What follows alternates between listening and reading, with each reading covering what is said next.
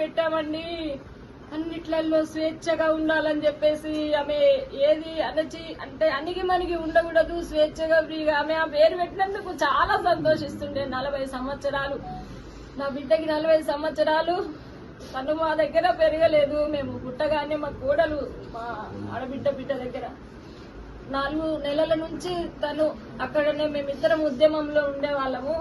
తను ఇక్కడ మా కోడలు 4 నెలల నుంచి తనని పెంచింది, తానే తల్లి. మేము ఆమెకు ఏమి చేయలేదండి. ఎప్పుడు నన్ను అట్లా ఎందుకు పెట్టారు మీరని మమ్మల్ని ఎప్పుడు ప్రశ్నించలేదండి, మమ్మల్ని ఎప్పుడు కూడా తిట్టలేదు. చిన్నప్పటి నుంచి పెద్ద పెద్ద పుస్తకాలు, మాలపల్లి 7 తరాలు, అమ్మ నవల 7వ తరగతిలోనే పెద్ద పెద్ద గ్రంథాలన్నీ ఇట్లా చదివేసి, అది మేమే చదవలేము. ఎంత చదవరంటే చిన్న పసిపిల్ల నుంచి కూడా బాలమిత్ర చందమామలు ఈ బస్ ఎక్కి నుంచి అక్కడ దిగేసరికి చదివేస్తుండే. చదువు చదువు చదువు చిన్న పిల్లప్పటి నుంచి కూడా కథలు రాస్తుండే. తను చాలా కథలు రాస్తుండే. తను రైటరు, తను పిహెచ్డి జర్నలిజంలో పిహెచ్డి చేసింది. తను రచయిత, తను స్పీకరు, తను వ్యాసాలు రాసింది. తను సామాజిక సమస్యల మీద తను వ్యాసాలు రాసింది, కవితలు రాసింది, పోయమ్స్ రాసింది. తను ఎక్కడ యూనివర్సిటీలో తన సెమినార్ అంటే ఎంతమంది విద్యార్థులు ఆమెకు ఎంత అభిమానము. ఆమె స్పీచ్ అంటే చాలా మందికి అభిమానము. ఎక్కడ మీటింగ్ అయినా ఎంత బాగా మాట్లాడుతుందనేది గొప్ప స్పీకర్ అండి. ఆమెకు కౌన్సిలర్, అందరి సమస్యలకు పరిష్కారం చెప్పేది. అందరూ ఏం సమస్య ఎట్లా చేయాలి అనేట చాలా డీప్ గా ప్రతి చిన్న సమస్యలను చదివింది, జీవితాలను చదివింది, కష్టాలను చదివింది. ఇప్పుడు తను ఒక పోరాట యోధురాలుగా ఏ సమస్యనైనా ఎట్లా ఎదుర్కోవాలని తను చాలా ఒక ఉన్నతమైన స్థాయికి వెళ్ళినటువంటి ఒక మేధావి. 20 సంవత్సరాల తన జర్నలిస్టు జీవితం, 20 సంవత్సరాలు తన జర్నలిస్టు జీవితం. అది తను డిబేట్స్ చేసింది, తను ఇంటర్వ్యూస్ చేసింది, ఫీల్డ్ మీదకి వెళ్ళింది.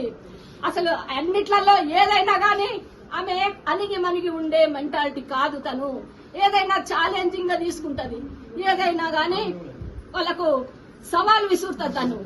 తను ఏదైనా సరే నేను ఇంతే ఉంటా అని అన్నది. ఎందుకు ఉండాలి అట్లా అని చెప్పేసి క్వశ్చన్ చేస్తుందండి. క్వశ్చన్ చేస్తుంది కాబట్టి ఎవరి దగ్గర కూడా నా ఆలోచనలకు భిన్నంగా ఉన్న వాళ్ళతో నేను ఉండలేను. ఛానళ్లలో కూడా తను చాలా వివక్షతలను ఎదుర్కొని అనేకమైన ఛానళ్లకు తను తిరిగి తను ఉద్యోగం చేస్తున్నది.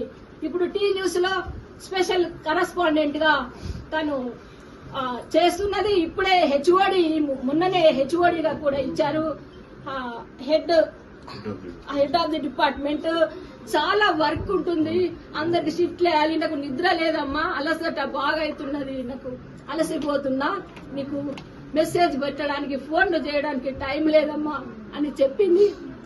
ఎన్ని సమస్యలకు తను ఏంటంటే నా సమస్య నేనే పరిష్కారం చేసుకుంటా, నాకు తెలుసమ్మా, నా సమస్యకు నేను పరిష్కారం చేసుకోవాలి, వేరే వాళ్ళు ఎవరు కూడా చేయలేరు. అంత కాన్ఫిడెన్స్ ఉన్నటువంటి ఆమె ఏ పర్సనల్ సమస్యలైనా గానీ ఆమె అట్లనే డీల్ చేసుకుంటున్నది. ఎంతమందికో ఆమె ధైర్యం చెప్పింది.